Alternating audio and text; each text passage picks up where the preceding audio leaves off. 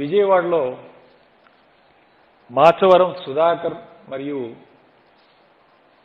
అతని భార్య పేరు మీద ఉన్న ఆస్తి ట్రేడింగ్ కంపెనీ ద్వారా ఆంధ్రప్రదేశ్ రావటం జరిగింది. ఆంధ్రప్రదేశ్ చిరునామాతో ఇవి వచ్చాయని చెప్పి ఈరోజు తెలుగుదేశం పార్టీ వాళ్ళు నానా యాగి చేస్తూ ఉన్నారు.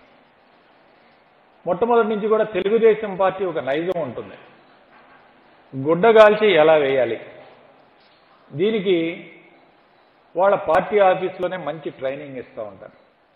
అక్కడ శ్రీకాకుళంలో మొదలవుద్దనమాట ఈ ప్రెస్ మీట్. ఒకే ప్రెస్ మీట్ అక్కడ అచ్చెన్నాయుడు మాట్లాడతాడు, అదే ప్రెస్ మీట్ మళ్ళీ విజయవాడలో బుద్ధా వెంకన్న మాట్లాడతాడు, గుంటూరులో జీవి ఆంజనేయులు మాట్లాడతాడు, రాయలసీమలో ఇంకొకరు మాట్లాడతారు. ఇక ఎలా బురద జల్లాలి అనే కార్యక్రమమే వాళ్ళకి ఒక ఆలోచన. ఈరోజు ఉదాహరణకి హెరాయిన్ సంఘటన తీసుకుంటే ఇది ఎవరి పేరు మీద చేశారు, ఎక్కడికి వచ్చింది అని ఒకసారి మనం ఆలోచన చేసుకోవాలి. ఈరోజు గుజరాత్లో పట్టుబడిన ఈ మాదక ద్రవ్యాలు కేవలం ఆంధ్రప్రదేశ్ చిరునామాతోనే ఢిల్లీ పంపాలని చెప్పి ఈరోజు నిఘా వర్గాలు పేర్కొంటున్నాయి. ఈరోజు ఢిల్లీ చేరుకునే కార్యక్రమంలో భాగంగా ఒక తప్పుడు అడ్రస్ ఇచ్చారు. దర్యాప్తు సంస్థల్ని పక్కదావ పట్టించడానికి ఈ తప్పుడు అడ్రస్ ఇచ్చారని చెప్పి ఈరోజు ఏదైతే DRI directorate of revenue intelligence ఏదైతే ఉందో సెంట్రల్ ఏజెన్సీ ఈరోజు క్లియర్గా పేర్కొనడం జరిగింది. ఈ వార్తలు మనం చెప్పినవి కాదు, తెలుగుదేశం గెజెట్ ఈనాడు పేపర్లో రాసినాయి. ఈనాడు పేపర్లో ఈరోజు రాసిన మాటలు నేను చెప్తా ఉన్నాను. నిఘా సంస్థలకి అనుమానం రాకుండా విజయవాడ చిరునామాతో కంపెనీ. ఇది క్లియర్గా హెడ్డింగ్ మాట్లాడి ఈరోజు చెప్తా ఉన్నారు. ఇది DRI directorate of revenue intelligence అంటే ఏమిటి?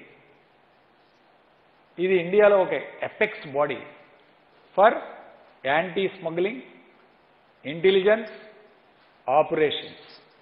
దీనికి సంబంధించిన ఒక సెంట్రల్ గవర్నమెంట్ ఏజెన్సీ.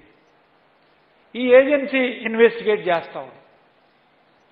అంటే ఈ ఏజెన్సీ కూడా ఇక ఆంధ్రప్రదేశ్ రాష్ట్రం ఏం చెప్తే అది మాట్లాడుతుందా, లేకపోతే జగన్మోహన్ రెడ్డి గారు ఏం చెప్తే అది వింటుందా, అది మాట్లాడుతుందా? ఇక ఈ ఏజెన్సీ మాటలు కూడా వీళ్ళు తప్పుదోవ పట్టించే కార్యక్రమం చేస్తున్నారంటే ఏ స్థాయికి దిగజారిపోయారో తెలుగుదేశం పార్టీ నాయకులు ఇవాళ ఆలోచించుకోవాలి. ఎవరి కాకుమాను మాచవరం సుధాకర్ ఆయన భార్య ఎవరండి? 8 ఏళ్ల క్రితం ఇతను చెన్నై వెళ్ళిపోయాడు. చెన్నై నుంచి అతను డ్రగ్ ర్యాకెట్తో పరిచయం ఏర్పడింది. అక్కడ కార్యక్రమాలు ఈరోజు డ్రగ్స్కు సంబంధించిన కార్యక్రమాలు చేస్తున్నాడని చెప్పి ఈరోజు ఇంటెలిజెన్స్ ఏజెన్సీస్ తెలియజేస్తున్నాయి. అతను అక్కడికి వెళ్ళి 8 ఏళ్ళు అయింది. అతని యొక్క భార్య తాలూకా కుటుంబ సభ్యుల అత్తామామ విజయవాడలో సత్యనారాయణపురంలో నివసిస్తూ ఉన్నారు. వాళ్ళు ఇక్కడ ఆసీ ట్రేడింగ్ కంపెనీ అని ఒక ట్రేడింగ్ కంపెనీ పేరు వరకు రిజిస్టర్ చేశారు. అది ఆ ఫోటో కూడా చూడండి, ఒక చిన్న ఇల్లు ఇది. ఆ ఇల్లు పేరు మీద, ఇది కూడా ఈనాడు పత్రికలో వచ్చిన ఫోటో, ఆ ఇంటి పేరు మీద కేవలం ఒక తప్పుడు అడ్రస్తో ఈ యొక్క నిఘా సంస్థల పక్క ద్వారా పట్టించడానికి ఈ సంస్థను ఇక్కడ రిజిస్టర్ చేయించి దీని కార్యక్రమాలన్నీ కూడా చెన్నై నుంచి ఆపరేట్ చేస్తున్నాడని చెప్పి నిఘా వర్గాలు ఈరోజు చెప్పడం జరిగింది. కాబట్టి ఇతను ఊరట ద్వారంపూడి అట. ద్వారంపూడి అయితే ద్వారంపూడి చంద్రశేఖర్ రెడ్డి గారని ఎమ్మెల్యే, వైసీపీ ఎమ్మెల్యే చేస్తున్నాడు. ఏమిటండి ఇది? ఇంత అన్యాయంగా ఇంత ఘోరంగా ఈరోజు మాట్లాడటం తెలుగుదేశం పార్టీ వాళ్ళకి ఈరోజు ఒక అలవాటుగా అయిపోయింది. దీని మీద మాట్లాడే విధానం చూస్తే ఈరోజు నవ్వొస్తూ ఉంది. అలానే హెడ్డింగ్ కూడా చూడండి, సుధాకర్ పాత్రధారి ఢిల్లీ వ్యక్తే కీలక సూత్రధారి. సుధాకర్ పాత్రధారి ఢిల్లీ వ్యక్తి కీలక సారి. ఢిల్లీలో ఉన్న ఒక డ్రగ్ మాఫియా కింగ్ పిన్ దీనికి సూత్రధారి అని సెంట్రల్ ఏజెన్సీస్ డిఆర్ఐ ఇవాళ స్పష్టంగా పేర్కొంటున్నాయి. ఇన్వెస్టిగేషన్ జరుగుతూ ఉంది.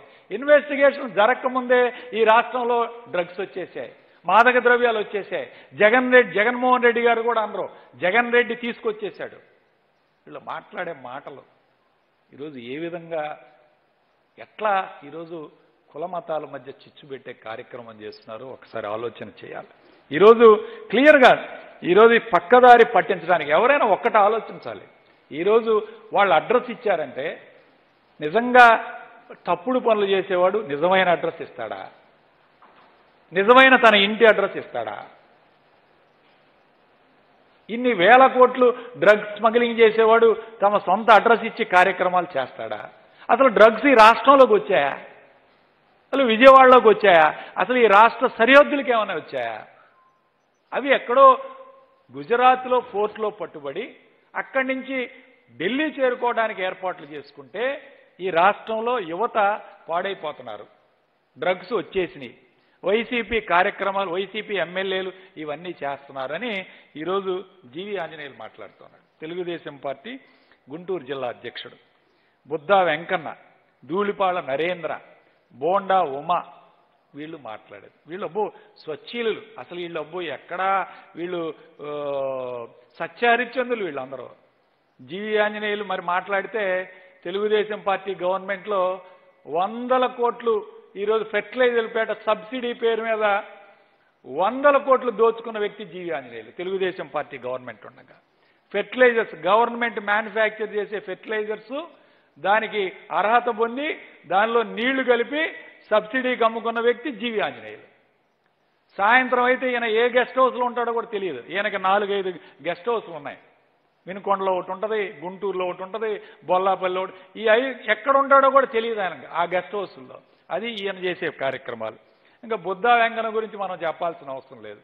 ఇక అతను కాల్ మనీ కేసులో డైరెక్ట్గా నేరుగా దొరికిన వ్యక్తి బుద్దా వెంకన్న. ఇప్పటికీ కూడా చెప్తున్నాం, విజయవాడలో కాల్ మనీ వ్యవహారంలో కీలక సూత్రధారి బుద్దా వెంకన్న కూడా ఇవాళ ప్రభుత్వం మీద మాట్లాడుతున్నాడంటే ఇక తెలుగుదేశం పార్టీ పరిస్థితి అంటే ఒకసారి అర్థం చేసుకోవాలి. ధూళిపాళ నరేంద్ర, ఈయన ఏకంగా సంఘం డైరీనే మింగేశాడు. మరి ఈయన మాట్లాడుతున్నాడు ఇవాళ. అట్లానే బోండా ఉమా ఏమేం చేశాడు విజయవాడలో అందరికీ తెలుసు. ఎన్ని సైట్లు ఆక్రమించాడు. వీళ్ళందరూ ఇవాళ మాట్లాడుతున్నారంటే నిజంగా ప్రజలు ఇవాళ అసహాయం చేస్తూ ఉన్నారు. ఇవాళ ఒకటే చెప్తా ఉన్నాం, మీరు ఒకటే మీ అందరికీ చెప్తున్నారు, ఆంధ్రప్రదేశ్లో డ్రగ్స్ రానివ్వం. ఈ వైఎస్ఆర్ ప్రభుత్వం చాలా కఠినమైన నిర్ణయాలు తీసుకుంటుంది. ఆల్రెడీ ఎస్సీబీని ఏర్పాటు చేశాం. ఇక్కడ ఎటువంటి డ్రగ్స్ కానీ లేదా కల్తీ సారా కానీ ఎటువంటి అసాంఘిక సంఘటనలు జరగటానికి వీల్లేదు. దీనికి స్పెషల్ ఎన్ఫోర్స్మెంట్ బ్యూరోని మేము ఏర్పాటు చేశాం. ఖచ్చితంగా దీని మీద చర్యలు తీసుకుంటాం. ఈరోజు ఎక్కడైనా వైఎస్ఆర్ కాంగ్రెస్ పార్టీ నాయకులు కానీ ఎమ్మెల్యేలు కానీ ఇలాంటి పనులు చేశారని మీరు నిరూపిస్తే మేము పూర్తిగా బాధ్యత తీసుకుంటాం. మీరు ఎటువంటి ఆరోపణ లేకుండా వీళ్ళిద్దరంట వైసీపీ అనుచరులు. జీవి ఆంజనేయులు ఇప్పుడే మాట్లాడాడు ప్రెస్ మీట్లో. ఇతను ఉండేది మాచవరం సుధాకరు ప్లస్ ఆయన భార్య వైసీపీ అనుచరులు, జగన్మోహన్ రెడ్డి అనుచరులు అని ఈరోజు మాట్లాడుతున్నాడు. వాళ్ళు ఎక్కడండి ఉండేది? చెన్నైలో 8 సంవత్సరాలైంది వెళ్ళిపోయి. 8 సంవత్సరాల నుంచి చెన్నైలో ఉంటే వాళ్ళు జగన్మోహన్ రెడ్డి అనుచరులని మాట్లాడుతున్నాడు. ఇవాళ ఏ విధంగా తప్పుదారి పట్టించాలి ఈ ప్రజల్ని, ఏ విధంగా గుడ్డగాల్చి వేయాలి, ఇదే కార్యక్రమం ఈ ప్రభుత్వం మీద ఎలా దుమ్మెత్తిపోయాలనేది ఈరోజు ఈ కార్యక్రమం. ఈరోజు మాదక ద్రవ్యాల గురించి మాట్లాడేటప్పుడు కనీసం ఒక సంస్కారం ఉండాలి. ఈరోజు జగన్మోహన్ రెడ్డి గారు అమ్మఒడి ఇస్తున్నారు. అమ్మఒడి ఇచ్చి ఈ పిల్లలకి మంచి భవిష్యత్తు అందించాలి, బాగా చదువుకోవాలి అనే లక్ష్యంతో జగన్మోహన్ రెడ్డి గారు ఈరోజు పనిచేస్తూ ఉంటే అది వీళ్ళ కడుపులో మంట. దీన్ని ఏ విధంగా తప్పుదావ పట్టించాలి? ఒకవైపు అమ్మఒడి ఇచ్చి బ్రహ్మాండంగా భవిష్యత్తు ఉండాలని కోరుకునే ముఖ్యమంత్రి మరొక వైపు ఈ రాష్ట్రంలోకి డ్రగ్స్ రానిస్తాడండి? వచ్చాయి అసలు ఈ రాష్ట్రంలోకి? రాకుండానే ఇక జగన్మోహన్ రెడ్డి గారి టార్గెట్. అసలు ఇదేమన్నా డిఆర్ఐ అంటే ఏంటి? ఈరోజు సెంట్రల్ ఏజెన్సీ అంత ప్రతిష్టాత్మకంగా సెంట్రల్ ఏజెన్సీలు ఈరోజు ఇన్వెస్టిగేషన్ చేస్తూ ఉంటే ఈలోపే వీళ్ళు ఈ విధంగా మాట్లాడటం చాలా నీచమైన సంస్కృతికి ఈరోజు తెరలేపుతూ ఉన్నారు. ఒకటి వీళ్ళ అధికారం కోల్పోయారు, కడుపులో మంట. వీళ్ళు అధికారంలో ఉంటే ఈ రాష్ట్రం బ్రహ్మాండంగా ఉంది.